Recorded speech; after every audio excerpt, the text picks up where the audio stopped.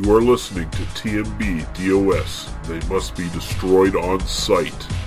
Discussions of an adult nature, adult language, and spoilers for the films discussed are most likely. Still on board? Come on in. Enjoy your stay.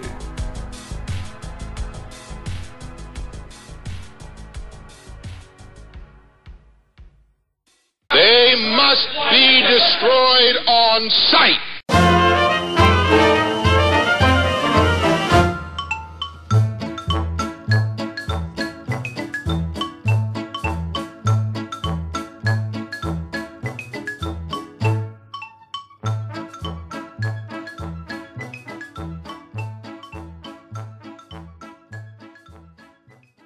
Okay, welcome back. It is now episode 115 of They Must Be Destroyed on Sight. And I am your host, Lee, an endless junkyard of orbiting debris, Russell. And I'm joined by my co-host, Daniel. I'm right here inside you, inside your body, Harper. How are you doing, sir? I'm quite well, and hopefully I do not have a tiny capsule with Dennis Quaid inside. Although, if that means I get to make out with Meg Ryan, I can negotiate that for sure. As long as it's not a capsule with Dennis Quaid's skeleton floating in your body. I think even Dennis Quaid's skeleton, as long as I get to make out with Meg Ryan a little extra, And if it's 1987 era Meg Ryan, certainly that would also improve things. But what if you have to have Martin Short's face? Martin Short's 1987's face, or Martin Short like today's face? Because I think both are equally horrific. Well, if I had Martin Short's face and a floating Dennis Quaid in me, I could make myself look like Robert Picardo, and then I could make a lot of money going to Star Trek conventions. So we'd be fine, Star Trek conventions with bronzer and speaking in a horrifying fake Spanish accent. But we're getting a bit ahead of ourselves, aren't we? Yeah. So we're continuing our sci-fi series here, our mostly 80s weirdo fucking sci-fi stuff. And we're going to be looking at Innerspace and Batteries Not Included, both from 1987. But before we get into that, we do have a listener comment, so we're going to get to that really quick. And this is from our Bad Day at Black Rock episode, posted on our YouTube version of that. And this is from Shadowman4710. And he says, I'm a huge fan of both Spencer Tracy and Robert Ryan, and I absolutely love this film. I agree that it comes off as a classic Western that's been moved into a more modern setting and adjusted to fit the times. Tracy is at his best here, while Ryan, one of the most criminally underrated actors of the 20th century, which I agree with, managed to really convey a sense of fear and weakness underneath his bravado. Really great film. Yeah, totally agree. Yeah, totally agreed, yeah. See, we didn't even have to record a podcast episode. We could have just asked that guy, and he summed it up perfectly. Yeah. We're wasting our time. Shadowman, take over for us. All we need is 4-sentence-long synopses. We'll just release those in lieu of podcast episodes, and everybody will basically be fine with that, I'm sure. Yeah. We'll do episodes where all we do is read the synopsis that he writes for it. But we'll still do the what we've been watching segment and everything, right? And then we just move into, and then we have a 30-second. Oh, and these are the movies, and we agree. And that way, our episodes will actually still be about an hour and a half because we'll spend an hour talking about Marvel movies, apparently, and then I mean, that's the way to go, really. That's what the audience is clamoring for, is more talk about the Marvel movies. Mm-hmm. Yeah, but speaking of stuff we watched lately, we'll move over into that. Oh, wow, look at that segue! Nicely done. I'm a fucking professional, I tell you, man. Yeah. So Daniel. Tell people what you've watched in the last little while. I did watch the Netflix original film, Right. Okay. And dear God, is this thing a piece of fucking shit. Yes. I saw some commentary at the, calling it the worst film of 2017 because it was released right at the end of 2017. And I saw that kind of on Twitter kind of going around, and I'm like, oh, come on, seriously. It can't be, it's not going to be good, but it can't be that bad. And oh dear God, is this movie fucking bad? Is that not isn't it like the most? I want to cover this film. It's that bad.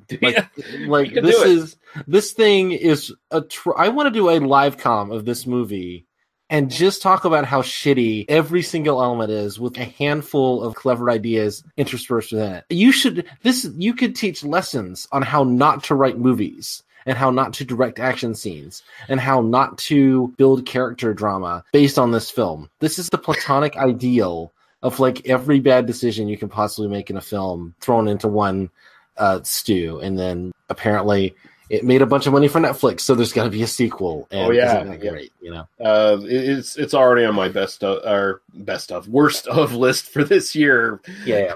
It's fucking atrocious, and I don't even really. I do actually want to go into some more detail with you when we can talk about it together. And I've seen it a little bit more recently because I saw it a couple weeks ago, so I wanted to save that. But like, I do want to say it's educationally bad. That's how bad this thing is. Yeah. We honestly, I think that's a good idea. We should plan for a commentary episode and watch this piece of shit and just dissect it, because it is garbage. Start the film 2 drinks in as well, because you have to in order to get through this fucking thing. It's it's really bad. The other thing I wanted to talk about, at least, I watched quite a few things, but nothing that I really want to chat about too much. Maybe we'll cover them in future weeks. But I saw this film. It's on Amazon Prime. If you're on Amazon Prime, you can watch for free. So I hate saying it's on Amazon Prime. You can watch for free, but you had to pay for Amazon Prime. Yeah. And it's called Slash, and this is a movie. It's from last year. It's a sort of romantic dramedy kind of teenage coming of age story about this guy who gets way into writing slash fiction about this sort of fictional, kind of sci-fi character called the Vanguard, and this sort of girl that he meets who also writes slash. It's kind of overly broad comedy. It's kind of cleverly observed. It's a very interesting film. It does some interesting things with the sort of sexuality, and because it seems like kind of all the, both our lead and his sort of maybe girlfriend character are kind of, questionably queer. I mean, there's definitely some bisexuality kind of stuff going on, but it's not kind of signposted.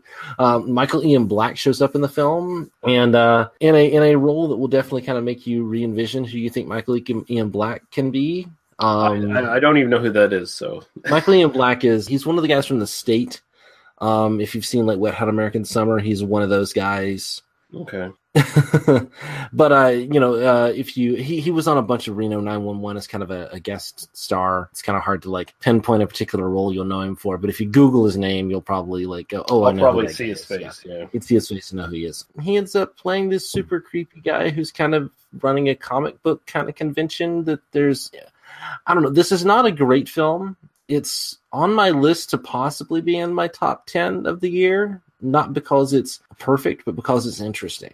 I mean, it's a deeply flawed film, but I think it honestly steps right more than it steps wrong in a lot of really intricate places.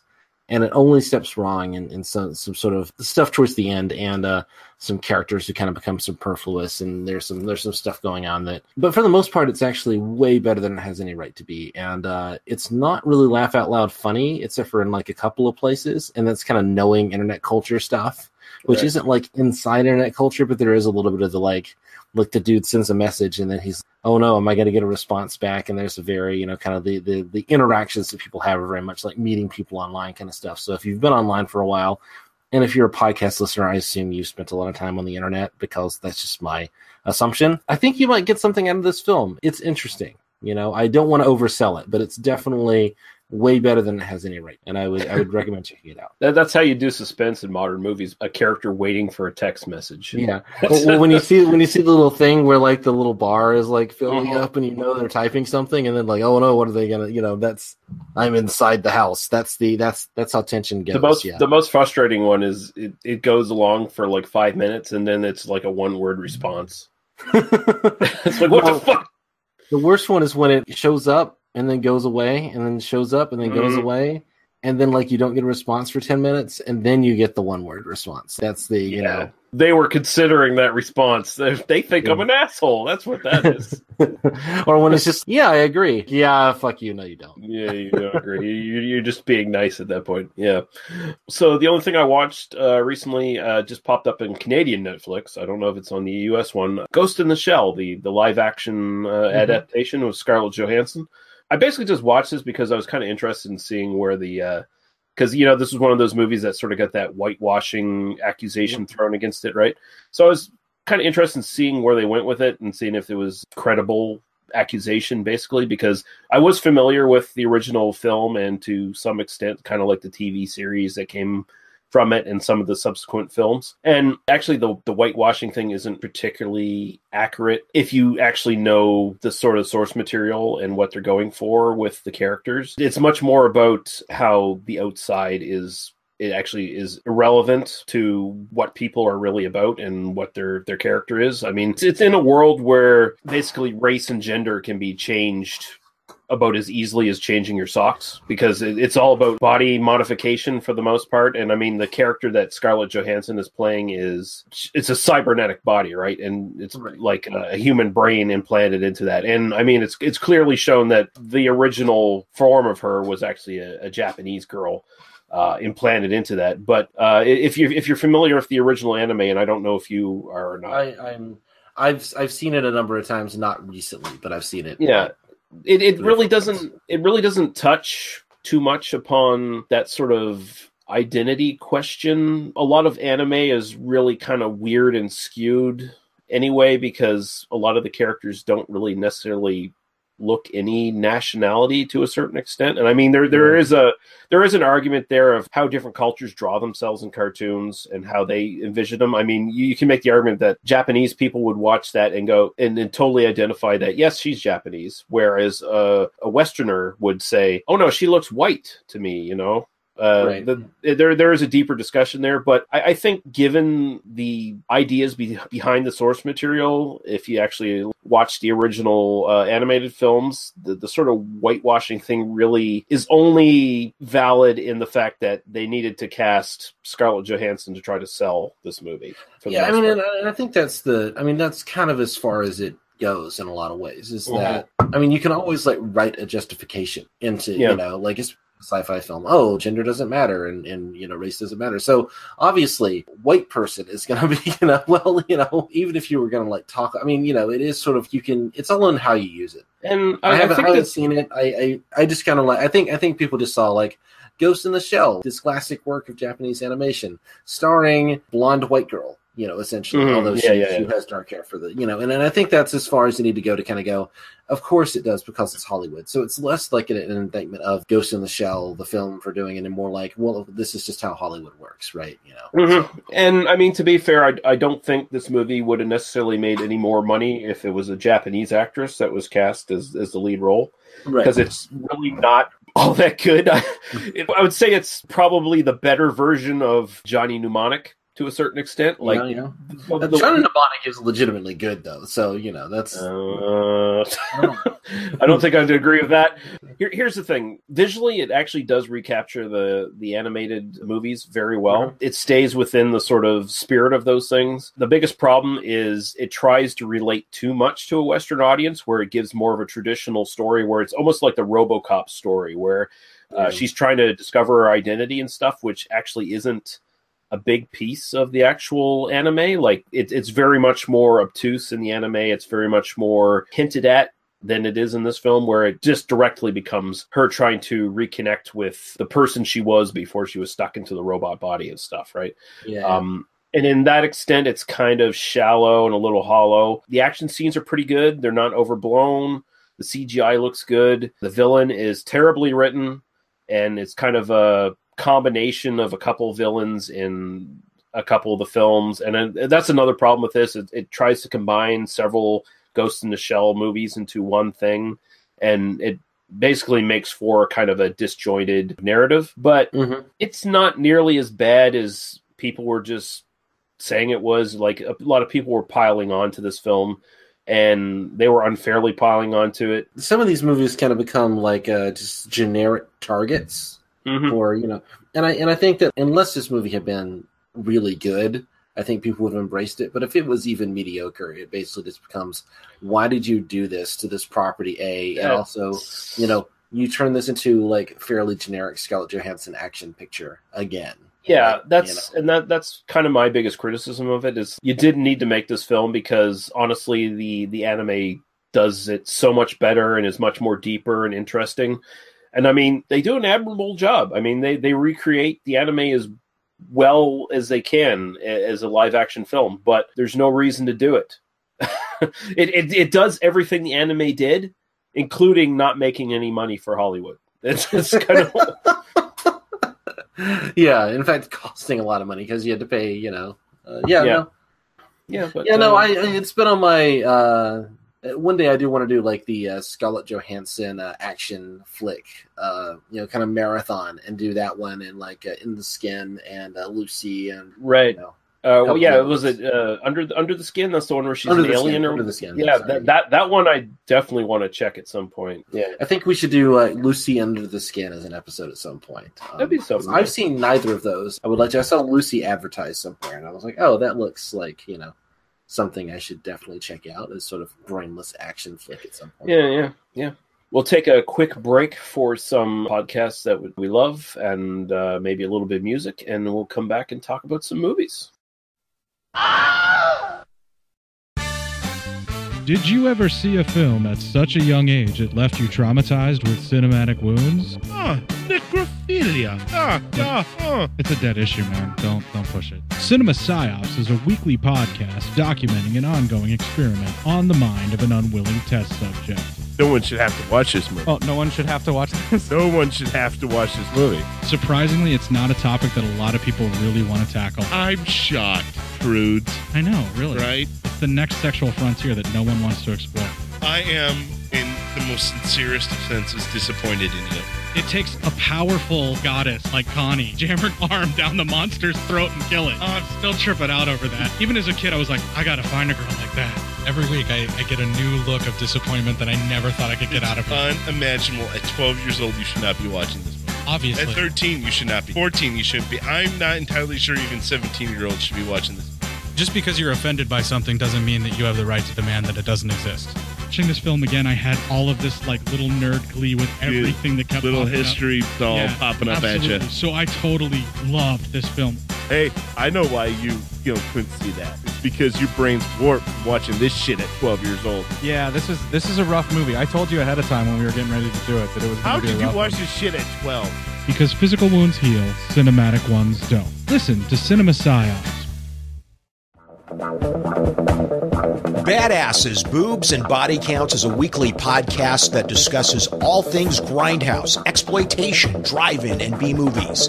Your three hosts, Mike. We're going to discuss the Rene Martinez directed picture, The $6,000. What? Time, Wait, whoa. That's the name of the movie. Super Soul Brother. That's the name. When you start Look the movie, at your DVD cover. when you start the movie, the first thing that That's comes what it up is says. the title, and it says $6,000. Mark. And I've been around a girl stroking a horse's dick.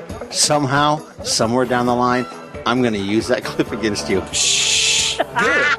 Please do.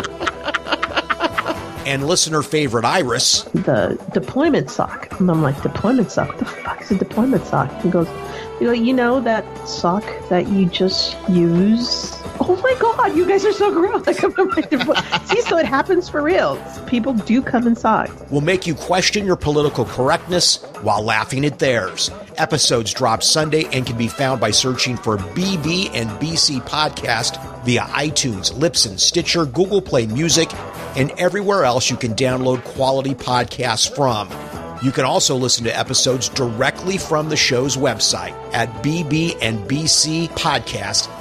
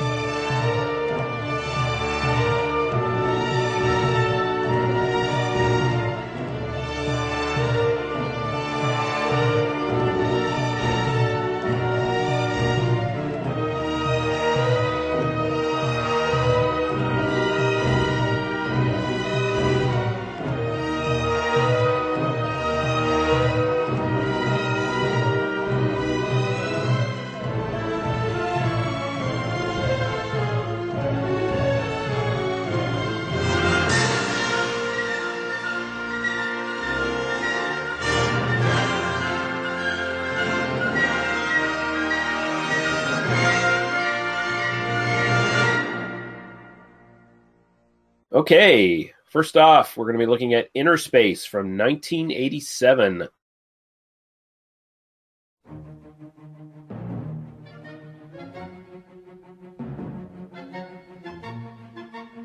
Test pilot Tuck Pendleton wants to make history.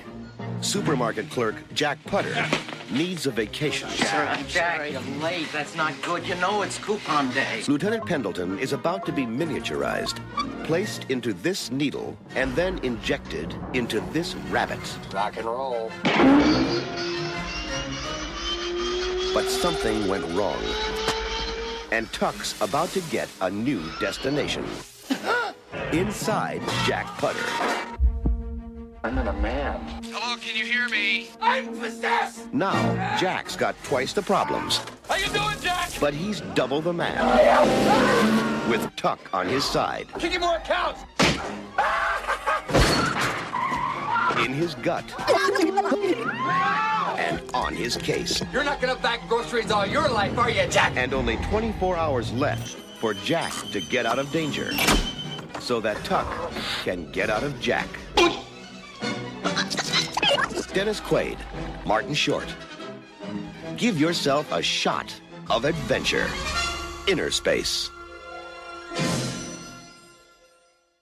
Directed by Joe Dante. Written by Chip Prosser, Jeffrey Boehm, and Chip Prosser? Why is his name credited twice? I directly cut and paste this from fucking IMDB, so I don't know why his name is credited twice. IMDB, that perfect source that never makes any mistakes. Starring Dennis Quaid as Lieutenant Tuck Pendleton, Martin Short as Jack Putter, Meg Ryan as Lydia Maxwell, Kevin McCarthy as Victor Scrimshaw, Fiona Lewis, oh my, is she not something, as Dr. Margaret Cranker, Robert Picardo as the cowboy, Vernon Wells as Mr. Igo, and Henry Gibson as Mr. Wormwood. And the synopsis for this, basically, a scientifically miniaturized Marine unexpectedly finds himself floating around the body of a hypochondriac and trying to outwit saboteurs who want the device that shrank him. Attempts by his colleagues to retrieve the little man, protected inside a tiny submersible, are hampered by the would-be thieves. And yeah, I guess that kind of describes the plot fairly well. I ripped that from IMDb, so take it or leave it. IMDb, if you want the allure of authoritativeness with none of the actual reality of it, that's what the Internet Movie Database has kind of always been. Yeah, and it's even more so at this point, glaringly so. I do wonder if IMDb Pro actually, like, they've got people like just correcting all this shit. Like, basically, they fix it for Pro, but like leave it there for the peons. It's like a special club where if you get IMDb Pro, it's some big bodyguard like opens a door and sort of waves you in. Yeah, come in here, motherfucker. Here's the real shit.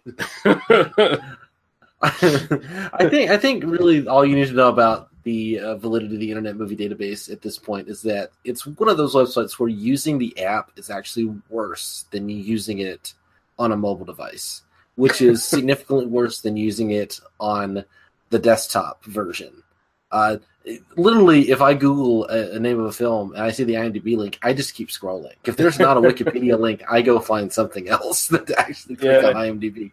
So, when's the first time you watched this, Daniel, and what are your sort of general impressions of it? I grew up on this film. I saw it a bunch as a kid. I had recorded it off of HBO. This was 1987 is a big year in cinema in my memory, just because I think we got HBO in 87 or 80, late 87, early 88, because there were a bunch of films from that era that I recorded and rewatched over and over again. So like The Princess Bride and this, and Batteries Unincluded, which is the other film we're doing. I didn't watch quite as much, but it was something that we had that I watched a bunch. So this era of cinema, I know it very well. And this was one that I just loved.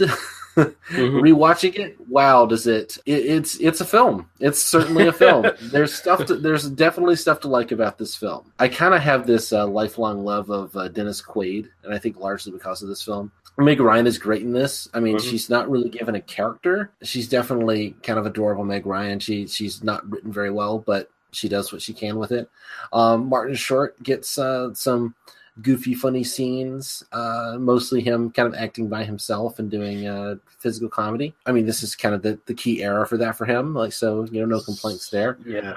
He does his job. And then the supporting cast, like, it has a really strong supporting cast. Kevin McCarthy's in this. Henry Gibbs is in this. Wendy Shaw, who has a bit part also in Batteries Included, is in this. It's Joe Dante. It's one of the early kind of Joe Dante films as well. It definitely has this kind of a sense of wicked humor in some points. Some really nice special effects. Overall, it doesn't, this movie was made in 1987. It's kind of the ultimate issue with it. And it's kind of all over the place, and it's just kind of a bizarre experience to watch. My wife was kind of sitting and watching this with me, and she's, I know exactly why you love this film as a kid. I know all the things that you loved as a kid. And B, this is fucking weird. This is a weird fucking movie. And it is. It very much is. And what did you think of it? I feel like this is a film that's more excited about its side characters than it is its main cast. To a certain extent, it's 2 hours long. It's too long. It's a little over long, definitely. I mean, it's not that things aren't happening. Like, that's kind of one of those things. Like, I mean, it's definitely moving. There's never a sense like it's just kind of dilly-dallying. It's always got something on its mind, some bit of action it's trying to do. But you could cut big chunks of this film just completely out of it. Right. Largely by, like, if you just tell Lydia what the fuck is going on the second she shows up, like if you just said, like, Tuck's inside me. I mean, Tuck convinces Putter by just using the little magic electromagnet to, like, break his TV. You could convince Lydia that fast. Exactly. There's no reason not to, except you need that little romantic subplot that kind of, I don't know, that goes to weird places. So, I'm sure we'll talk about that. But. It's so weird because, Dennis Quaid's awesome in this. He portrays an unlikable shit to just the nth degree. I mean, I immediately didn't like him when I saw that all the ice he had in his whiskey, right from the opening shot, is, I don't like this fucker. he's got ice in his whiskey. I immediately don't like him. Well, it's the 80s. If you drink whiskey without ice, then you're not properly sophisticated. You can't clink the glass without ice. So, it's a fancy cocktail party. It's just the way it goes. Yeah, and then like 5 minutes later, you get Dennis Quaid's bare ass on the street. Which, that's the thing. One thing I'll say about Dennis Quaid, given the acting challenge to basically spend 3/4 of this movie sitting in a chair and expecting to, like, hold an audience's attention, that's not an easy thing to do. And I think Dennis Quaid does that really, really well in this. No, that's the weird thing, because and maybe this is my biggest complaint with the film, because I really do like this film a lot, but I do have issues with it. I think my biggest complaint is that this is essentially a buddy comedy, but it's a buddy comedy done where they never share the same space together until the very end of the film. Yeah. And they also get along way too well for a buddy comedy. Like, there's a bit of a manufactured disagreement over the affections of Meg Ryan for a little bit. But for the most part, these two just totally get along. Like, they immediately kind of hit it off for the most part. And that's not how 80s buddy comedies go. Usually it's antagonism throughout the entire film between the two people. I think you're right. I think giving them a little bit more of an like an earned antagonism rather than kind of being friends from the beginning, and then cutting out some of the, like, hypochondriac. Like, I work in because I think that the film, despite a lot of the stuff you could kind of cut out from it is basically from the beginning. The stuff of where just kind of a cute little comedy moment where Martin Short is, like, talking to himself in an elevator, or in a waiting room, but you kind of get a little bit of that goes a long way. And we don't really need the scenes with the doctor, and we don't really need we don't really need to see his boss and all that kind of stuff. I mean, he could just be a guy who was walking around in the mall that day. Yeah, exactly. I don't care about his life, right? He could even have been a guy. It kind of becomes a character bit towards the end. Although I kind of feel like he should have wanted to be with Wendy. I kind of got there was a little bit of a vibe between them, and the fact that he kind of dumps her in the same move as he quits his job, and that's the thing. She's not a throwaway character. There are moments with Wendy where she's very self-aware about what she is and what she's about, and it seems like she should be redeemed. I've slept with everybody in the grocery store except for you, and you're the only one I'm remotely attracted to. It feels like it should be some sort of redemption for her there. That's like kind of a better character moment than we get from anybody else in the film. And she ends up with the doctor. They kind of make eyes at each other, at the very end. And, it's like, oh man, this is. And just going back to the buddy comedy thing, where there should be antagonistic, it doesn't feel like Pendleton should like this guy at all. I mean, he depends on him for his survival, true, but his character is so much of a just abrasive asshole jock. Yeah, that in Flyboy, like he's basically Tom Cruise gone to fucking. Well, crazy it's sort of an inversion of like his character in The Right Stuff. It's sort of like it's the sort of the real life version of the fantasy version that they painted of The Right Stuff. Yeah, but he should have to learn to love Martin Short instead of just immediately like, hey buddy, we're in this together. No, he should be like, oh my god, I'm in this fucking geek's body. That should be his attitude. Right, and you get a little bit of that. You get like moments of that here and there, but ultimately, it's just. I mean, I don't have a problem with them just sort of doing the, they kind of get along from the beginning, but they should kind of have a reason to. I mean, I kind of wish, kind of watching this, I kind of wish that Martin Short had just been a guy working at the research facility, and had the thing injected in him, sort of accidentally or something, so that we don't have the kind of long sequences of everything has to be explained to Martin Short over again, sort of thing. Yeah. Also, it's kind of a moment in this film where most of this film is kind of light comedy with slapstick and stuff like that, where you have basically the sequence where the main scientist escapes the lab and he gets shot by the hitman. And the magic robotic hitman, because it's 1987 and Steven Spielberg produced this. So, well, these are all. I mean, the villains in this are all James Bond villains. Yeah. That, right? That sequence is just totally out of place with the rest of the tone of the film. Yeah, I mean but then again, like going to a mall and having an action scene seems to be something that the 80s did a lot. Like Commando does. Commando, yes. Yeah, Commando, possibly the greatest use of a sash hanging from a ceiling in a mall ever. And also a movie that had Vernon Wells as one of the main antagonists in it. Oh yeah, yeah, because he puts on the chainmail in that one. And right. God, yeah, we have to cover that. Commando is another one that I. Oh yeah, definitely. Yeah. But there's a lot of stuff to like about this. The science in this is totally crap. For the most part. Yeah. So if you pour alcohol down my throat and then like you capture a tiny bit of it, the number of atoms of alcohol don't change. It's still like the tiniest little portion of you have to miniaturize it using whatever technology they're doing, and nobody should be able to breathe non-miniaturized. No, air, yeah. He made the argument. All he's got to do is go into the guy's lung and breathe. No, because there's no established device. Well, they set up the pressure, like, the pressure would kill him. Okay, well, fine. But, like, more to the point, usually the way we justify miniaturization in science fiction is that the space between the atoms gets reduced by some magic property of, we can just do that. That's fine. But in that case, you can't have uncompressed air, because the chemistry just doesn't work. You're changing fundamental properties of it. So even like towards the end, Kevin McCarthy should have died gasping on the floor of the, but that's the torture porn version of this film where you slowly reduce somebody by a few percent until they can they start gasping for air, and then oh no, you're going to tell me this is like the Jack Bauer version. He tortures somebody slowly miniaturizing.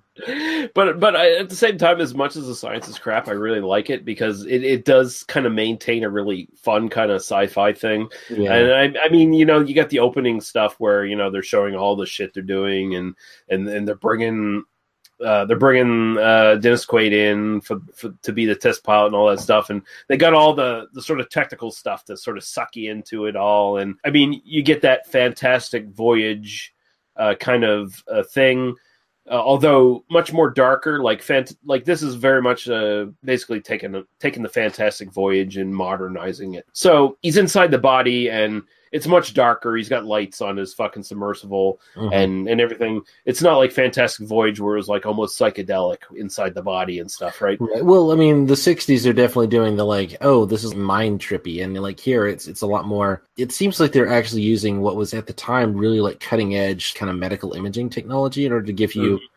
I mean, a lot of this looks very accurate. There's a lot of like magical, we can move around in the body sort of thing, you know.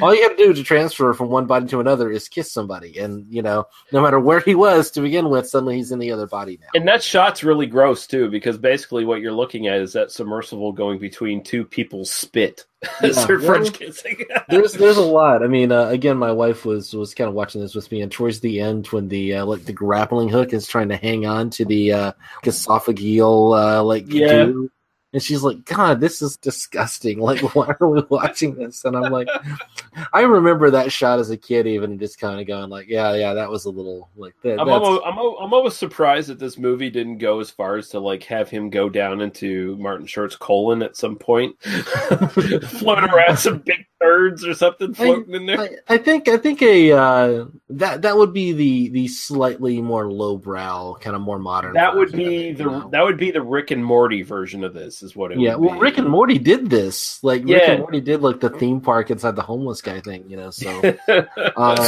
no, I mean the miniaturization stuff is, I mean, it's cool, and they spend a lot of time kind of like admiring this technology, and it is always fun to see like this late 80s sci-fi movie special effects stuff. This is what people thought was really cool. I mean, I thought it was cool when I saw it when I was a kid, and I mean, I admire the work that went into it. Even now, kind of rewatching it, it feels both like this sort of high-tech environment, but a lived-in environment. I love the way the scientists just sort of treat this like this is my job. I press, you know, and then the robot arm kind of does its thing, and they do actually kind of look like people who work, you know, sitting in a dark room all the time, playing with numbers, and you know, they're all pale and white, and the loose lab coats, and they're very, you know, kind of, they've got their coffee or they get their earpieces off on one side and that sort of thing. I mean, it's you know, it feels like a very sort of realistic portrayal of that, you know, that kind of world. I also I got a kick out of how they had to make like a big special effects thing out of the initial miniaturization of the pod, where it all went weird science all of a sudden, where everything went crazy, right? So, I mean, the only thing it unfortunately didn't do was have a woman be stripped of her clothes and sucked up a fucking fireplace, you know? Well, you know, that would have been done already. I mean, you know, John Hughes, once John Hughes has done it, like, you just can't do it if you're Joe Dante. I guess you know? You're kind of limited in terms of your ability to do that sort of thing. Also, I want to speak about Fiona Lewis as the sort of main female villain in this. First off, she's absolutely fucking gorgeous and underutilized in this film. There's not enough of her in this film, and I just love that brief little scene where she gets a phone call from Kevin McCarthy and she's like, "I'm busy," and then it sort of moves to obviously Igor, or whatever the fuck his name is. He's got the vibrator attachment to his arm. That's amazing. That's in a movie in 1987. That's about as risque as you could get, you know, for this kind of audience. I love her. I mean, really, it does kind of speak to the way that these films just treat women. That, like, we don't. I mean, as much as I love Kevin McCarthy, we don't need him in this. I mean, Fiona Lewis could have just done that. She could have been the main villain, Yeah, and the only reason she's not is just because, I mean, if you can get Kevin McCarthy and put him in your movie, like, do it. But there is a little bit of they want the sort of buddy, you know, the kind of bickering stuff towards the end once they're miniaturized, you know. And so I think they did want that kind of element to it. I mean, it's for a film that's as kind of tight as this one is. I mean, I know it's a little bit overlong, but it sort of moves from one set piece to another fairly well. Yeah, there are a lot of people in this, and there are there are more characters than we really need in this. And I think we lose some of the a lot of the kind of, because the core of the film is kind of the relationship, kind of this three-way relationship between Lydia and Tuck and Putter. And I kind of feel like you could very easily, like, again, sort of a more modern remake of this would rewrite the film to kind of be about these three people kind of understanding the situation they're in and kind of like learning about each other while going on this kind of adventure together. And so to some degree, we're kind of living in this kind of consequence of the film is just made when it's made. This is just sort of the pattern that you had for movies of this era. It's unfortunate because I think all the actors are really good in this. I don't have any. Yeah, and I think Robert Picardo especially deserves like a lot of credit for how well this film comes off, because he's essentially playing two different characters here, because he's got his initial cowboy character, but then he has to be Martin Short pretending to be him, essentially. I kind of want Robert Picardo to play the Martin Short character, and Martin Short to play the Robert Picardo character, because I believe Martin Short can play a ridiculous cowboy at least as well as Robert Picardo does. And not anything against Robert Picardo, but I mean, if you're gonna do like big comedy, cowboy guy who for some reason goes to like a metal themed like the Inferno Club, that seemed completely realistic from that character in 1987. He wouldn't go to a cowboy bar; he's gonna go to like the dance club. Well, I mean, at the same time, he's a fake cowboy, right? Yeah. And I mean, he even says he's a fake cowboy because he's in the mirror, like saying, "I'm a fake cowboy. I can't fucking lasso bulls and shit." Well, and he's a venture capitalist, so ultimately, fuck that guy. But but I mean, the performance is so great, and I think there's a bit of brown face here. There's I read it though as like this is a white guy putting on bronzer more so than like I read it as completely like this is not a guy who's actually supposed to be Hispanic. There's 2 or 3 levels of fakeness here. Robert Picardo is the inception of fakeness, basically. It's the Innerspaceception.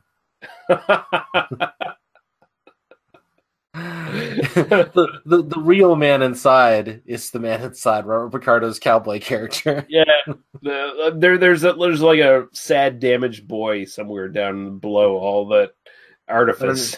Underneath all those billions of dollars in miniaturization technology, which, I mean, I'm sure there are industrial applications for this, but this does, it is kind of amusing that this is what Silicon Valley was supposed to be in, like, the popular imagination in 1987. Like, again, a modern remake of this set in Silicon Valley would not look remotely like this, Yeah, Bill Gates was not interested in making the Apple computer. He was interested in shrinking people.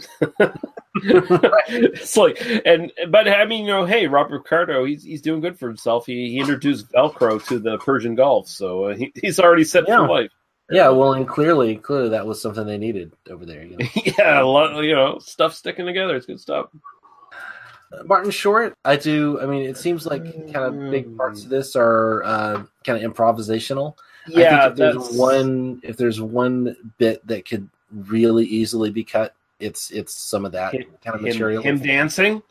Although it's such a I mean, you get the Martin Short dancing sequence, which is ridiculous, but you also get Dennis Quaid inside the pod dancing and drinking, and that's fun. So you take the good with the bad, right? Quaid can pull it off, but I don't need. I can live the rest of my life never seeing Martin Short dance again. Yeah, and that's me saying I'm a big fan of SCTV. I grew up watching that because that's kind of a Canadian institution. Sure. But I fucking hate Martin Short.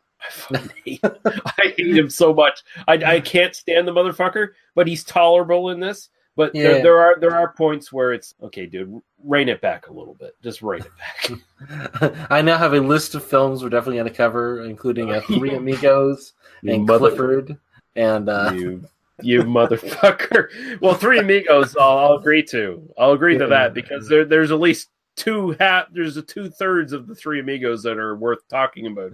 Definitely, yeah. No, I kind of grew up on. I mean, I grew up on this movie, so I kind of grew up liking Martin Short. He's tiresome here, but I also, I kind of have a bit of a soft spot for just kind of understanding. I think even more so when we get to Batteries Not Included. I mean, this film is trying to sort of do that thing of appealing to adults, of kind of having this sort of corporate espionage kind of plot, but also being like very, very kid friendly. And the way you did that in the 80s was basically have like a character who's just kind of a big kid who has sort of like childlike concerns and just kind of wanders around life being kind of getting into scrapes. And I think there is something to that. But God, now I really do want to see. I mean, because I think Martin Short would have been really good as the cowboy. I could see him be that character. I do really want to see the switched casting there. And Robert Picardo then had a long career as a comic character in Yeah, and I mean, Robert Picardo can play a Nebbish quite well. I mean, yeah. You just have to look at Star Trek Voyager, and he's totally that fucking just weirdo nerd kind of character, you know. Yeah, I mean, this is something that we kind of run into with a lot of films from this era, is that they definitely needed a script polish, and I think that there is an element of, you know, they spent a lot of time on the special effects, and they just weren't. I feel like there just wasn't a sense of like structuring scripts as well as we sort of think is just natural now. Mm-hmm.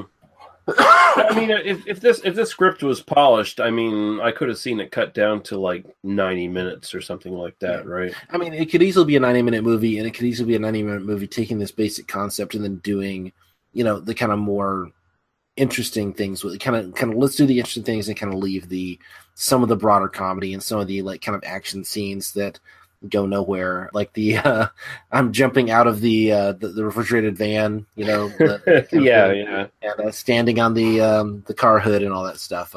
You know, it's actually a pretty impressively directed scene. I mean, it's Joe Dante kind of proving he can do this, and it's ridiculous and kind of fun on that regard. But it's also like, wow, does this kind of go on forever? And I'm ready to move on with the rest of the film. Yeah, but I mean, personally, I think this holds up pretty well. All things considered, I think the special effects look really great in this, and they still hold. This actually won an Oscar for special effects. Yeah. Joe Dante's only Oscar, I think. His only Oscar, the only Oscar any of his films have ever received. Joe Dante will be remembered as something much more than kind of the way he's kind of considered today, I think. I think I'm going to say this about both these films, you know, spoilers, but this is improved in my estimation from when I first saw it. And like I said, I know you've watched this a lot more than I have. I quite enjoyed this. Like, I wasn't bored. Even though, you know, it is overlong, I was still quite engaged with it for the 2 hours. And I think the performances are really good. I think the comedy is fairly downplayed to a level where it's fun and it works. You know, there's a few problems here and there, but it's like minor quibbles for me, and total recommendation. Yeah, no, for me, it's just sort of embarrassing to kind of come back to these things that I loved so much as a kid, and like it's hard for me not to just kind of be in that same mindset when I rewatch them. I think I'm a little bit more critical of it just because I can see all the giant flaws in it, kind of that I overlooked as a kid, you know. Mm-hmm. And I really wish the film kind of did things that were a little bit more interesting. But I mean, it's for a 2-hour movie, it's a quick watch. It's an easy watch, and I think you'll find there's a lot to enjoy, even in the stuff that maybe isn't quite as polished and quite as clean as it could be. I think there's a lot of stuff that pretty much anybody will enjoy. Just ignore the kind of casual misogyny of the film and just like look at how great Meg Ryan. I just want to point, like, Meg Ryan is absolutely amazing. And she has a thankless role. She's given nothing to work with, and I think she pulls off that role so well, like that you buy it even when there's just nothing there for her to do. She's basically there to make Dennis Quaid go, "Oh, she's pregnant. Now I have to buck up and be responsible." I mean, she's basically just the object that Dennis Quaid gets for, like, he's become a slightly less shitty person. Therefore, he gets the bone Meg Ryan. That's the way this works. And God, she looks great in that dance sequence. I mean, it's just. This is Meg Ryan at her absolute peak adorableness, as far as I'm concerned. So, and Wendy, I do want to say Wendy Shaw, the she's really character. Good. In her at the dance sequence, you know, in her Madonna gear, you know, and there is a bit of we kind of, like, she's such a minor character and she's not in very much of this. This is not an actress who kind of went on to do a whole lot, unfortunately. But I think there's some real talent there. I think there's a real character there. I mean, honestly, she gets a better character than Meg Ryan does in a lot of ways. Yeah, she does. Less of the movie hinges on her, so she's allowed to. But I really love the idea that she's, like, you know, she's this cashier at a grocery store, like this little shitty grocery store. And then on her weekends, she goes out and she has this other persona that she takes on. And then she's really happy to see Jack there. She's like, "Oh, I didn't know you were into this. Is cool." Yeah. Like, she's responding in this really kind of authentic, positive way. And that's, you know, when the film ends and she just kind of gets dumped for no reason, because clearly there's a spark between these two. I mean, it's a real sour note in the film, just because I do like her a lot. Because I wouldn't have dumped her. I'd be like, yeah, let's go, because you're actually pretty introspective about yourself. Like you know who you are. So it's like, that's what I want in a woman. I want a woman who knows who she is. Let's do it. And she's interested in me. Holy shit. Leave it there. I'm done. Yeah, that's where it sits. So budget was $27 million. Box office was $25 million, unfortunately. This one picked up most of its reputation on VHS and TV screenings. So that's kind of where it's remembered best for. DVD info, there's a 2002 DVD and a 2015 Blu-ray from Warner Video, if you so choose to want to pick this up. A couple of trivia notes. Apparently this is one of the rarest VHS releases to be done in widescreen back in the 80s. So apparently, yeah. I believe that just because some of those shots. I mean, I would have watched this in the pan and scan version that aired on HBO. Right? That's the version I came up with. Honestly, like rewatching it. I mean, obviously, I rewatched it in widescreen, and nothing jumped out at me as just like obviously different kind of shot. But I'm sure there's stuff that's definitely kind of easier to get across here, and in particular those kind of wide vistas of the big special effects shots from inside the people's bodies. I would imagine. Right.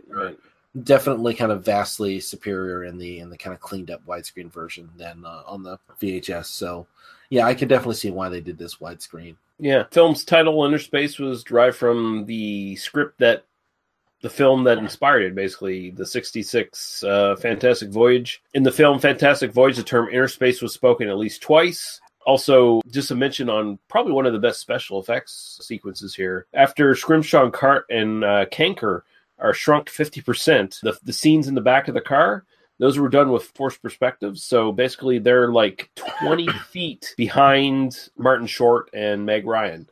They're like 20 feet behind. So it's basically a forced perspective kind of thing. And I mean, you can kind of tell it's like they're way behind, and then they've got little like arms that are like little fake hands. They're a little off perspective, but. Yeah, it's good stuff. And also, but like as a kid, it didn't look real when I saw it as a kid, but I kind of bought it anyway. Like it was a really cool looking effect, and I think that's kind of the key with some of these special effects is even if they don't really look real, they look cool. And that's the point of it. And also, Joe Dante has a cameo as the first employee of Vectorscope Lab attacked by the techno-terrorists, where they're spraying the knockout gas on everybody. Oh, nice. Yeah. Well, that's how corporate espionage works as well. You send in people in hard hats to like spray people with knockout gas, and apparently nobody calls the cops. It's just not. There's not like they just kind of. It's a cyberpunk world at this point. Daniel, they didn't have time. They were sprayed with knockout gas. Well, like later on, they don't call the cop. Like they're corporate espionage in reality works by people like suing each other over patents and spending years in litigation. Like no, fuck that. We're just gonna, we're just gonna send people in to steal it, and this chip automatically works in our system, even though it's been developed completely independently, hypothetically. So yeah, it's magic technology. Don't think about it too hard. It's fine. Rules. No, I'm reading the Wikipedia page here, and apparently in the original script, it was going to be Michael J. Fox inside Arnold Schwarzenegger. Yeah, I think they had actually a massive amount of different people they were thinking of for this, and that was one of them. It's funny to imagine sort of the different versions of this. If you think like in terms of 1987, like who's big, who would be, imagine like Tom Hanks instead of Martin Short. Yeah, that would work better. But I mean, the funny thing is, Michael J. Fox, you didn't even have to shrink him. You just could have put him in Arnold Schwarzenegger, and it's like... It should have been a Danny DeVito, Arnold Schwarzenegger. But it should have been Arnold Schwarzenegger inside the pod. Inside Danny DeVito. Yeah. You need that inversion. Yeah, that's good stuff. I'm stimulating your adrenal gland. You're going to have the strength of 10 men. Don't make out with Meg Ryan. Don't worry, she don't want anything to do with me. So we're going to move on now to Batteries Not Included from 1987.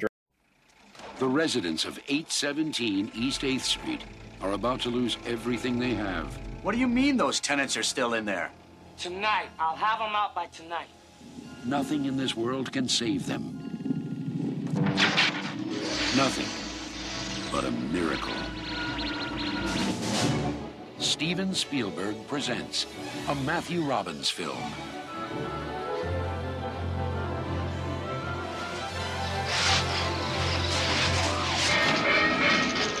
Welcome to America.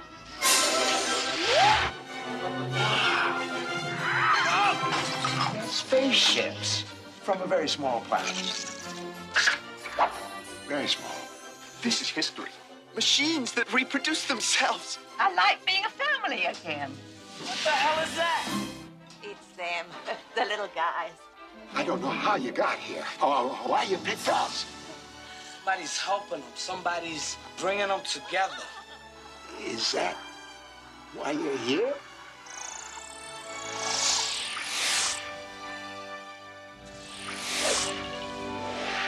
Batteries Not Included, starring Hume Cronin and Jessica Tandy.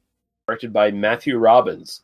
Written by Mick Garris, which actually kind of surprised me to see his name on this one, as I didn't realize he was doing stuff that early. Brad Bird, Matthew Robbins, Brent Maddock, and S.S. Wilson. It's starring Hume Cronin as Frank Riley, Jessica Tandy as Faye Riley, Frank McRae as Harry Noble, Elizabeth Pena as Marista Esteval, Dennis, fuck your last name, as Mason Baylor, Michael Carmine as Carlos, John Panknow as Kovacs, Michael Green as Lacey, Tom Eldridge as Sid Hodgkinson, and Wendy Shaw as Pamela. The synopsis for this is: the tenants of a dilapidated New York City apartment house are being forced to vacate by the owner and developer of a surrounding property.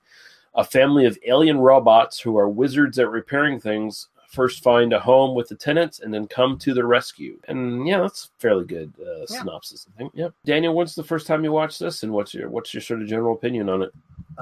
Really similar kind of story. One that I recorded off HBO in that kind of time period. And as a kid, I always liked the just the robots. You know? And again, this is one that even more than Innerspace, I think, kind of lives and dies on the strength of its special effects. Right. That was kind of the big selling point, and it's even more sort of heavily kid-friendly, which then has a very kind of adult, almost socio-political plot that is sort of like surrounding it, but then ultimately and then the baby robot has a piece of cheese dropped on it. It's like a cheeseburger, and then so it has a lot of that kind of stuff. This is very this started life as a Amazing Stories kind of treatment. It was going to be an episode of Amazing Stories, and then they kind of expanded it, and you can kind of see how the 30-minute version of this would have been interesting, but would not have really given the concept justice. I mean, I think you could probably basically take the first 45 minutes of this film and kind of compress it into 30 and kind of turn that into an Amazing Stories. But I think it would lose a lot of the heart, and it would lose a lot of the kind of the momentum of the story. Overall, rewatching this, I rewatched it this morning and quite liked it. I mean, it's sort of has the issue of it's kidified. It's a little bit too heavily kid friendly. There's a lot of a lot of the kind of silliness of the flying robots, and it kind of works on that kid logic. But at the same time, I really kind of fell in for this story of this kind of elderly couple, Hume Cronin and Jessica Tandy, and kind of sort of their relationship, and kind of following the lives of these people living in this building. In particular, I'm going to try this name, Dennis Boutsikaris as Mason Baylor, the artist, and then Elizabeth Pena. And I love Elizabeth Pena. Yeah, and she's good. And unfortunately, she died a few years ago.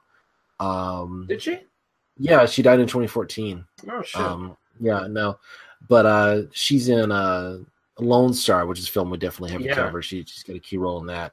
And I love the understated relationship that these two have. There's definitely a sort of time compression going on, but I mean, there's a very kind of real kind of feeling to all the relationships in this film. Like these are people who are kind of all living in one building. They're all kind of sharing each other's lives to some degree. And this is a community that comes together. And then when the aliens land, they just kind of get accepted into the community because, hey, we're all immigrants here. We're all kind of weirdos, and like, hey, it's fine, and you don't get the sense that like, oh, the robots come in and they're like just sort of doing the work of repairing things, and that's all anybody cares about. You get a sense of sort of real warmth that people have here. Particularly Jessica Tandy Lee's character is a Faye. I mean, there's a little bit of like screenwriters dementia going on here. Yeah, I was going to talk about that. Very. I mean, I guess we'll get into that here in a minute. I won't kind of dig into that, but I do love the relationships. Probably the one character who I love just for the actor. Frank Murray is Harry Noble. McRae is Harry Noble. Gets to be both the Magic Negro character and the Gentle Giant character. Right. So he's two stereotypes of black people in the movies in one.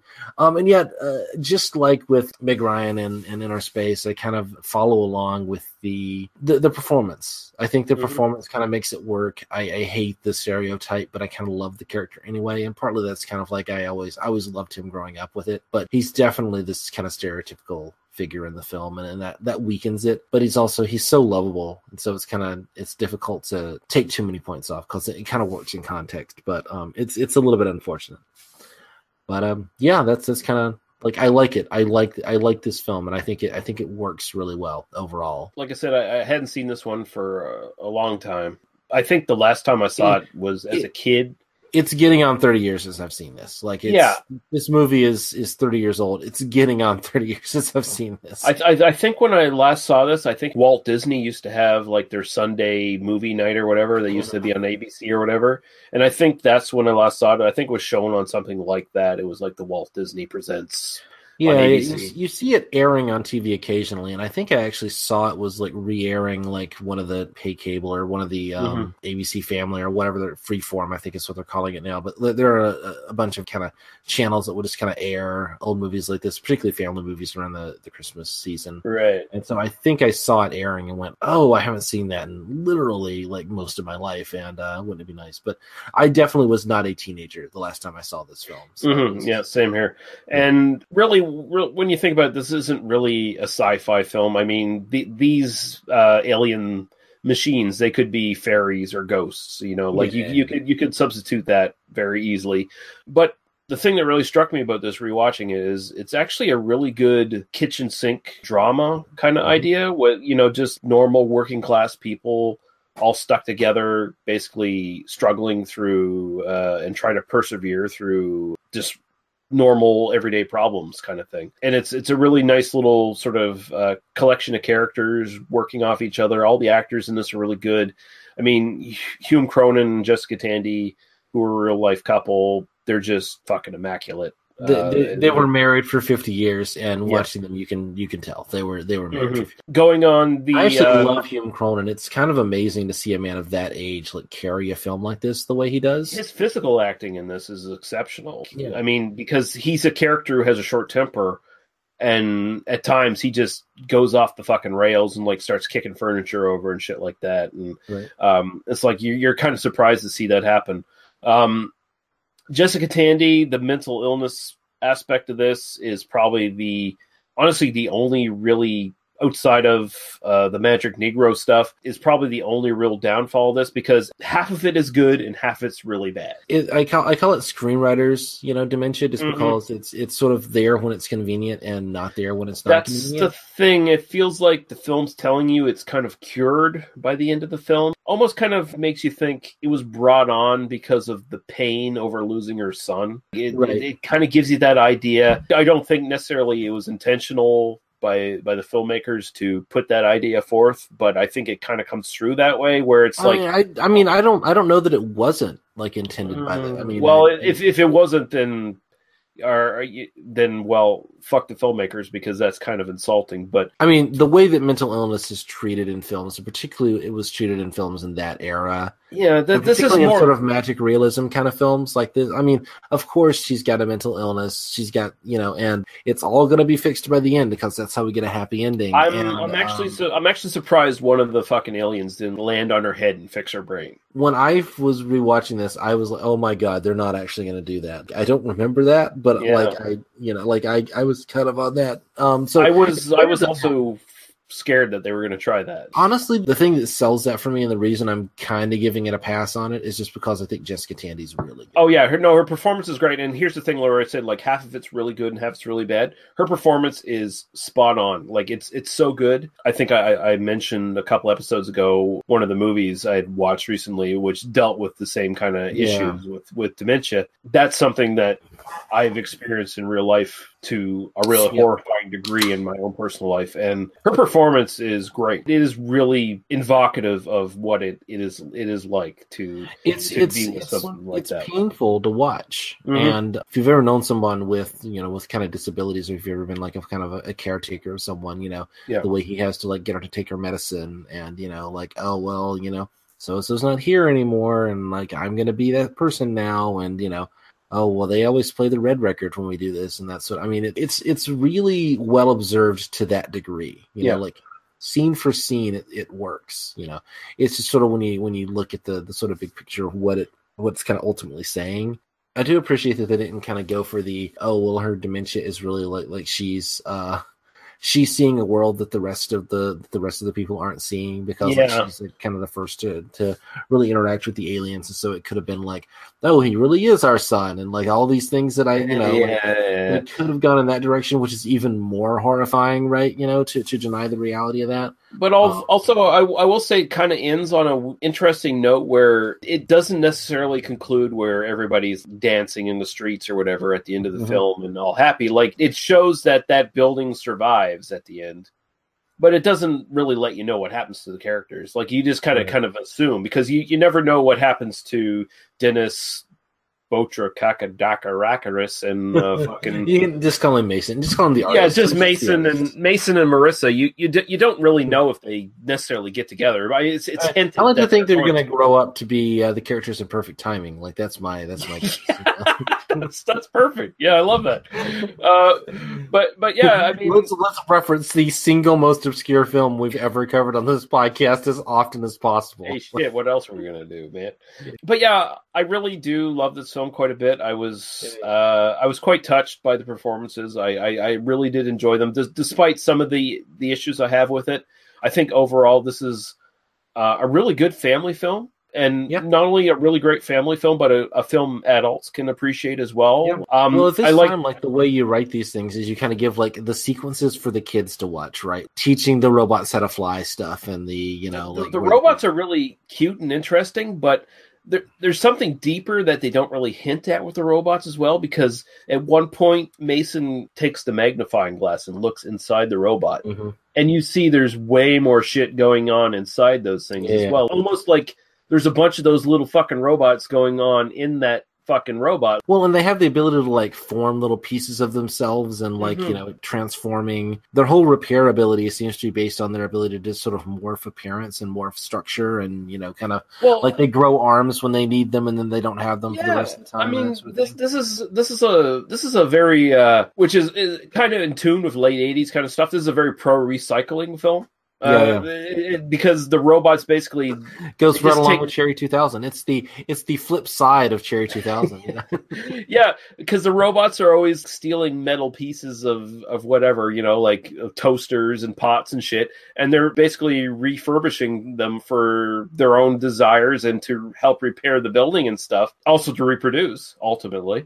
And it's really neat. There's a lot of interesting thought going behind the actual alien robots in this, and the idea of them being, synthetic mechanical life forms that can reproduce, which is just a cool idea. It's kind of interesting that Mason, for a brief time, is like a total dick, whereas no shit, let's dig up this dead robot body and exploit it. And like, I mean, it's not a bad impulse, honestly. Yeah, I get the impulse to be like, this is this amazing thing, and we need to like understand what it is. But in the context of Marissa being pregnant, it's right. It throws up that dramatic. Well, and then Frank, or probably Harry Noble, like he takes the body, the aborted baby, or the stillborn baby, I guess is what you call it. And that's actually a little touching moment when like the mama robot, although they're like such like overtly gendered, like the girls and the boys, you can tell the difference between them. There's a very clear gendering thing going on, which is slightly uncomfortable since they're robots, but it's it's production design. It's fine. No, he kind of takes the body and then he takes it to his place, and then there is kind of this, what is he doing with this? And I think they're, again, only in the performance do you kind of see that there's actually not something kind of negative going on here. It's all he's trying to fix it. He's just a tinkerer, and he wants to help. I just love the scene of breaking down his TV and pulling all the wires out and shit because he needs parts to help bring it back to life. And ultimately what it is, it's almost like a weird kind of Frankensteinian moment or whatever, where the thing gets catapulted into his sink full of soap, and then all these different chemicals fall into the sink, and that's what brings it back to life, which is and then it crawls through the pipes. What do you think about the character who's the essentially the thug who's being hired to try to get all these old people out of their apartment and shit?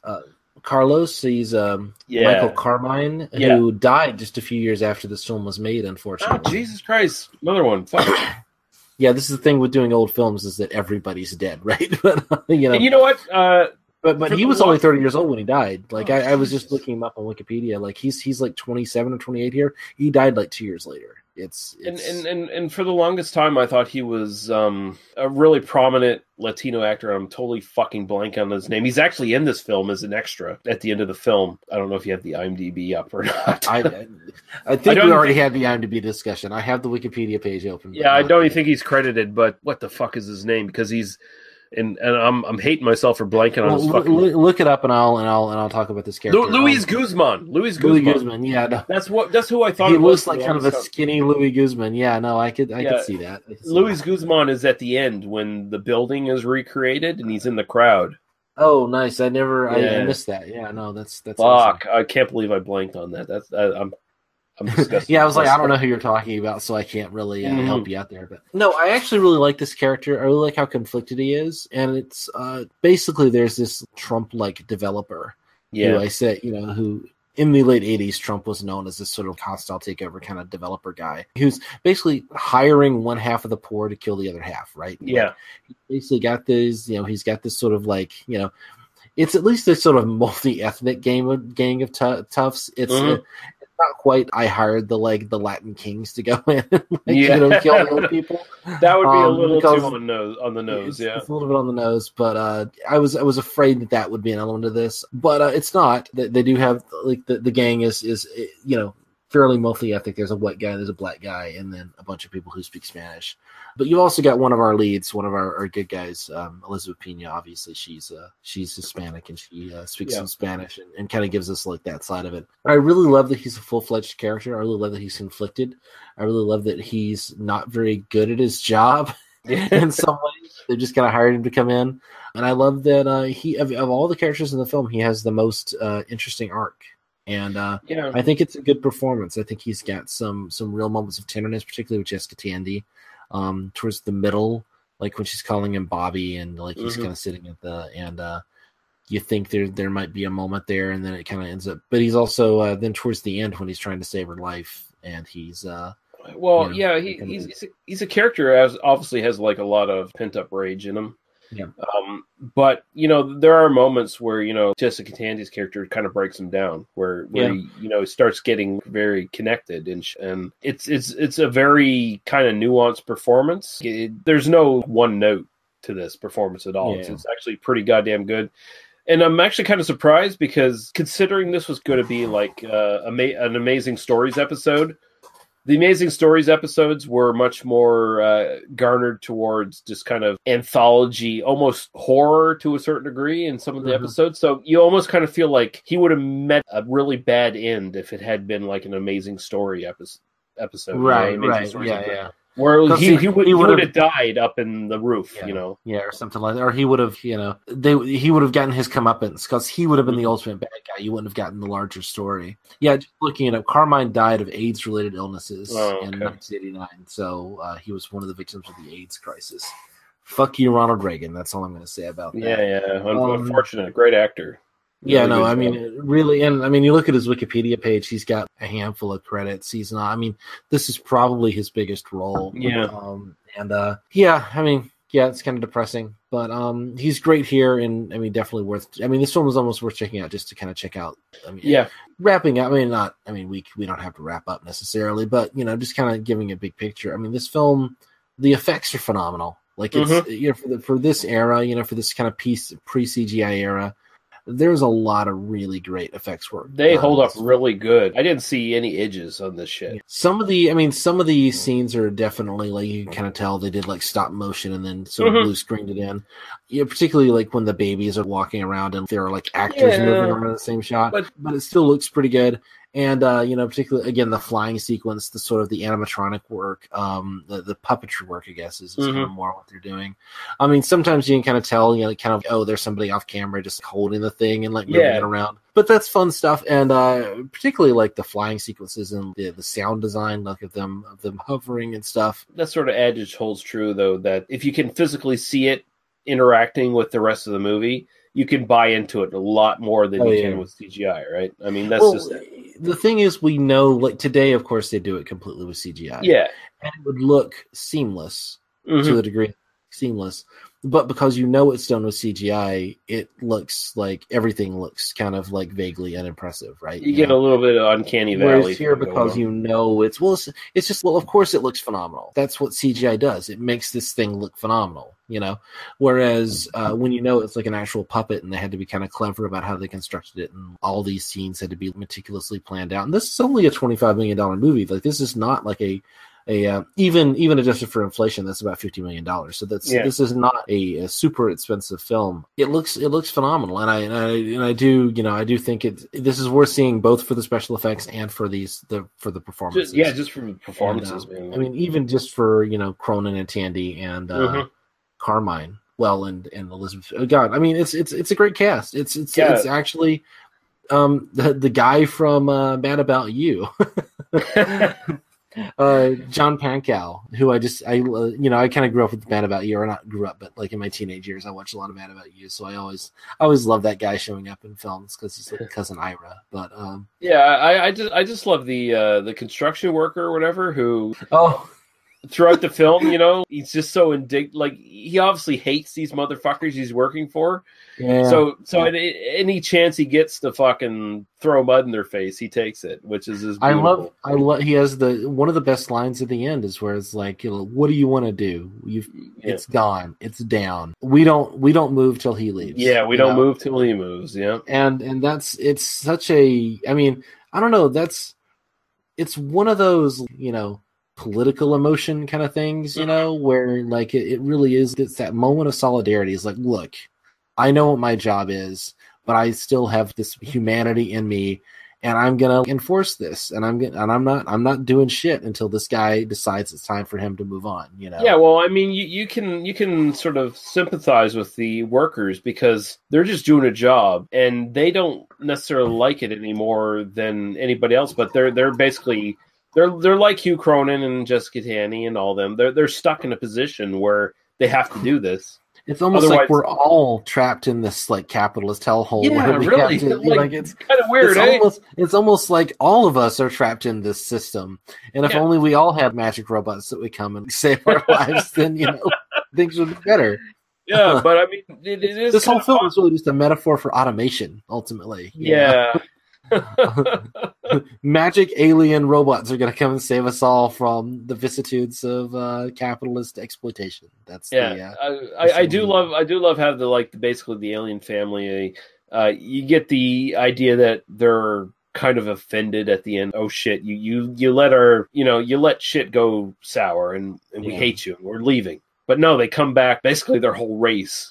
And comes back and rebuilds the building. They come back with their buddies, they come back with the other, and the aliens definitely just kind of become, they're kind of just cutesy. After the dude puts an axe through him and then he gets repaired, I mean, he's pissed.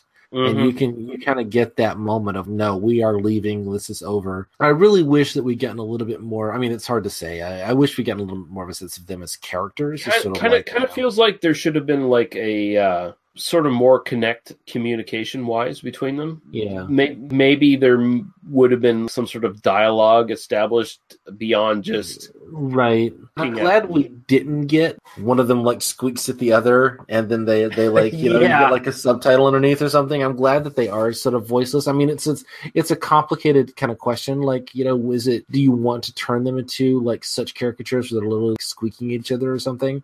Or do you want to just kind of turn it into they just kind of like, we just kind of get the point of what's going on. Yeah, ultimately, I appreciate the fact that we don't know that much about them. It's just, but at the same time, there's enough depth there where they're actual characters. They're not just magic fairy beings. You know, you get the sense that there's actually, because just from that big scene of where the shit ton of them show up all of a sudden, where they're all markedly kind of different. Yeah. So you get that kind of idea of a whole race of these things where they look different, and so they're all individuals and they're all coming down to, you know, help out or whatever. But I mean, you get a sense of a whole society and a race, and there is something there. There's enough there. But yeah, batteries not included. Way better than I remembered. Not that I hated it when I was young, because I always kind of liked it, but it was, you know, pleasant surprise to come back to it and revisit it, and I liked it a lot. If you're going to watch one of these, I mean, Batteries Not Included is definitely the one to watch, and there's a real heart to it. I mean, I think that's, I mean, this is the first time this podcast, unless I'm missing one, I think this is the first time we're even touching Spielberg. You know? Yeah, I think so, yeah. And both of these films have Spielberg as an executive producer, which I didn't realize that Batteries Not Included was Spielberg, but obviously it's Spielberg. Both of these films kind of have this sci-fi technology kind of combined with a kind of very traditional story in a lot of ways. And particularly Batteries Not Included, it's a very kind of old school kind of thing. I mean, this is, you can imagine this being a sort of family drama made in 1952. You know? Yeah.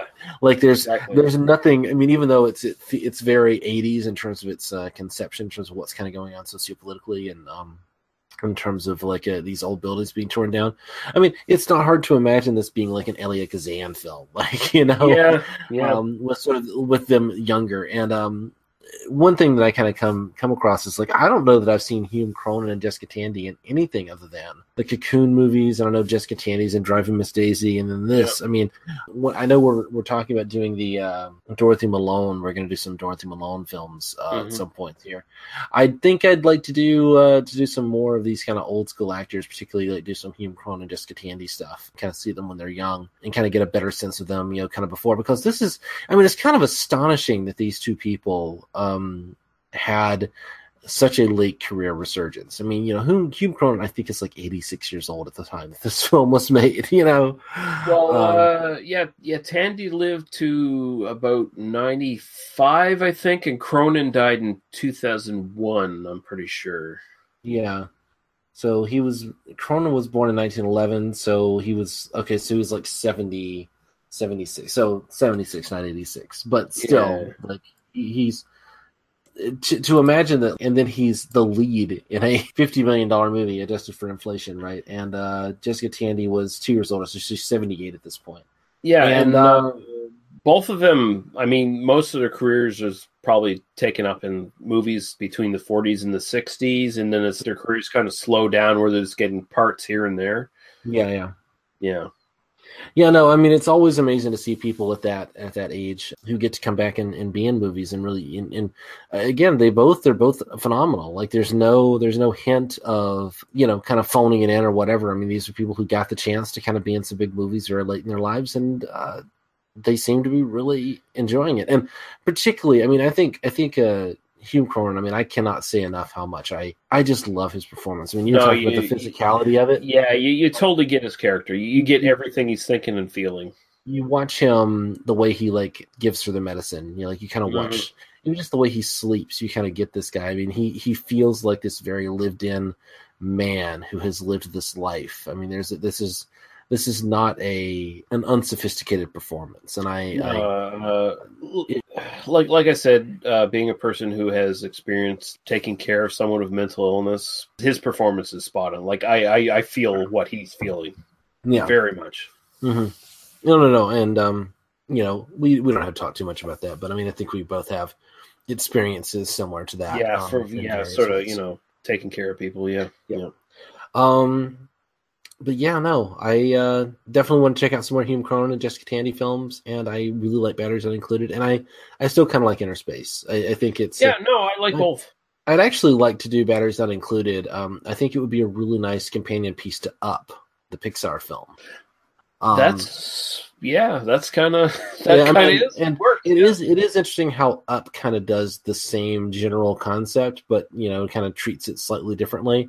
But it's sort of like you can imagine that as the like modernized. This is the way we do these now, where we kind of do the adult stuff, and then we just sort of integrate like kind of the kid friendly material to sort of like alongside it.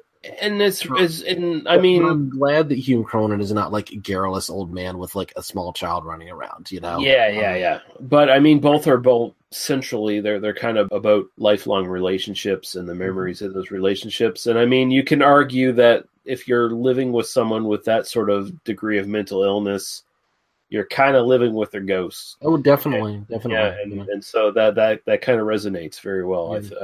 So I think this would be a really nice. I almost like watch Batteries Not Included and think this is a movie that grandparents would take their children, their grandchildren to. Yeah, because it's kind of, but but it's really got some interesting stuff. Again, I love the relationship between the artist and Elizabeth Pena's character. Yep. And so I would say like there's not much for people kind of that middle range, but I think that it's just good drama. So anybody kind of interested in a good kind of dramatic thing, and some nice little comic moments, and I don't know, some great performances. And it's kind of a small movie, there's not kind of a big point that I think it's trying to make. It's just telling the little story of these characters who end up in this situation and kind of the way things go. But I think it has real dramatic pleasures because of that. It has there's a real weight to it, and this will definitely be one I'll be revisiting. Maybe not soon, but I'll definitely revisit it down the line. Innerspace I might be done with. I've seen that one so many fucking times.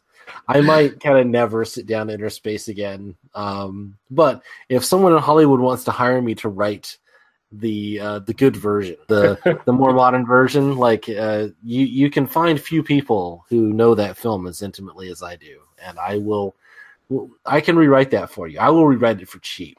So J.J. Abrams, get on this shit. Get him to write this shit. Oh, you direct it, do all the lens flare you want to fucking do, but lens flare inside some dude's colon would be great. Can we do a stick it where the sun don't shine joke, and that's where you get all the lens flares, Yeah, exactly, yeah. So budget for Batteries Not Included was $25 million. Box office was $65.1 million, so it did fairly well for itself given the time. That's a moderate hit. And again, for a movie that's got like 76-year-old man as its lead, that's pretty impressive. Kind of unheard of for the 80s, kind of. DVD in 2004 and 2013 from Universal Studios. Apparently there's no Blu-ray as far as I can tell, at least not in North America. The surge of interest coming from this podcast talking about it. Yeah, people will demand a Blu-ray. Perhaps, who knows? But so I think we can close off here. Not sure what we're doing next week.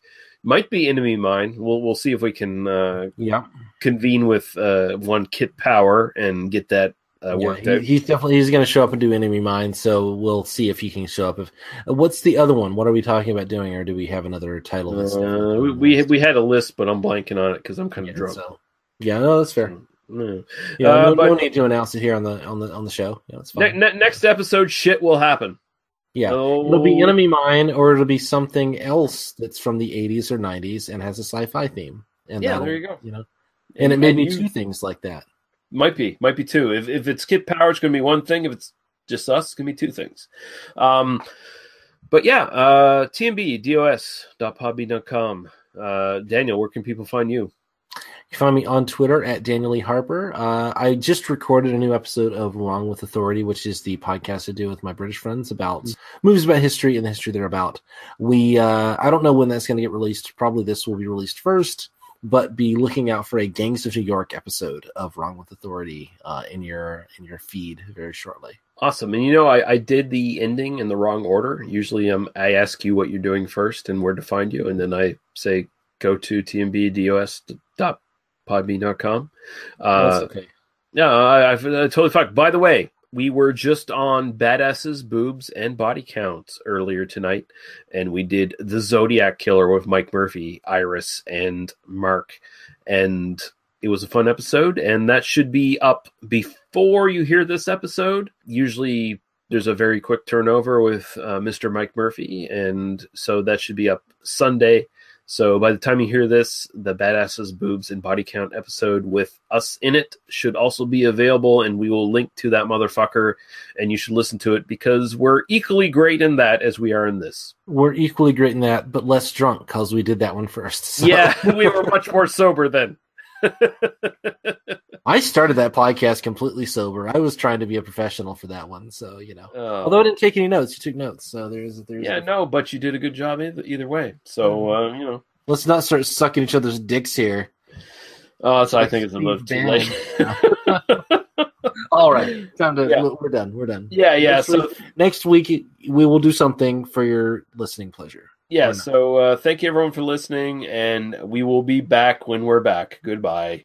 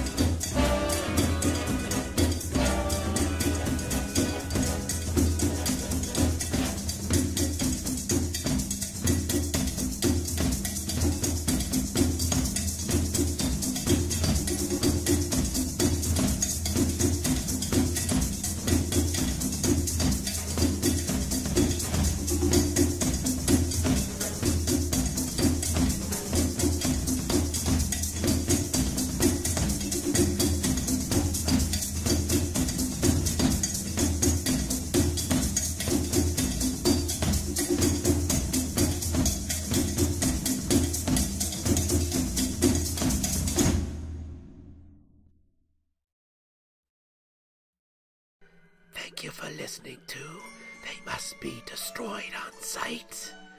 For more episodes, links to our Apple Podcast site, YouTube, and our Facebook group, as well as other websites and podcasts of similar interests, please visit us at tmbdos.podbean.com. Thank you. Drive through. Filth.